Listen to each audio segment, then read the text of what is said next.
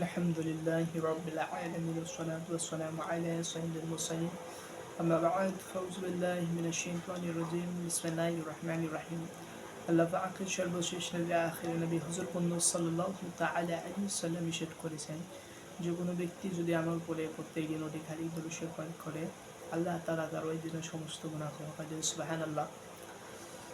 আজকে বয়ান করব যে কোনো ব্যক্তি যদি রোজা রাখে তার ফজিলত কি।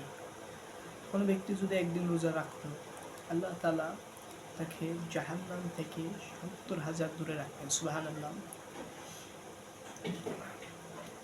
জাহান্নাম থেকে ৭০,০০০ দূরে রাখবে তার মানে নয় যে সে খালি রোজা রাখলেও তা না, রোজার সাথে সাথে রোজার যেসব নিয়ম রয়েছে সেসবও পালন করতে হবে। যেমন গীবত করা যাবে না, চুগলি করা যাবে না এবং আল্লাহর নাফরমানি করা যাবে না এবং ইচ্ছাকৃতভাবে রোজা মাকরু করা যাবে না। রোজা মাকরু কীভাবে করেন? রোজা মাকরু করে মানুষ বিভিন্ন রকম জিনিস মুখে নিয়ে ফেলে, আর স্বাদ গ্রহণ করে ফেলে। আপনি বিরাস করে ফেলেন, এটা মাকরু রয়েছে, বিরাস করা যাবে না রোজা অবস্থায়, কেননা এর স্বাদ যদি ভিতরে যায় তাহলে রোজা ভেঙে যেতে পারে, কি মাকরু হয়ে যাবে। আমরা চেষ্টা করব রোজা রেখে মিসওয়াক করা। এবং একটা হাদিস শরীফে রয়েছে যে রাসূল সাল্লাল্লাহু আলাইহি ওয়াসাল্লাম বলেন যে কোনো ব্যক্তি যদি রোজা রাখলো, একটা কাক যতকাল বেঁচে থাকে ততকাল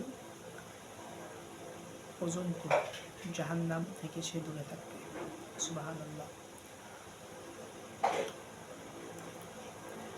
একটা কাক হাইসালেও 500 বছর কি 700 বছর বেঁচে থাকি, এত বছর যদি দূরত্ব আল্লাহ তাআলা যদি রাখে, একটি রোজার ফজিলত এত রয়েছে, তাহলে ভাবে যে আমরা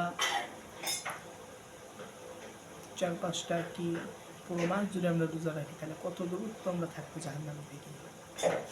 চেষ্টা করবো আমরা পবিত্র মাহে রমজানের পরিপূর্ণ রোজা রাখার এবং সম্পূর্ণ রোজা আমরা পালন করব ইনশাআল্লাহ। যারা যেখান থেকে দেখছেন ওনার কাছে প্রচার করে দেবেন এবং এটা শেয়ার করে দেবেন। আসসালামু আলাইকুম ওয়া রাহমাতুল্লাহি ওয়া বারাকাতুহু।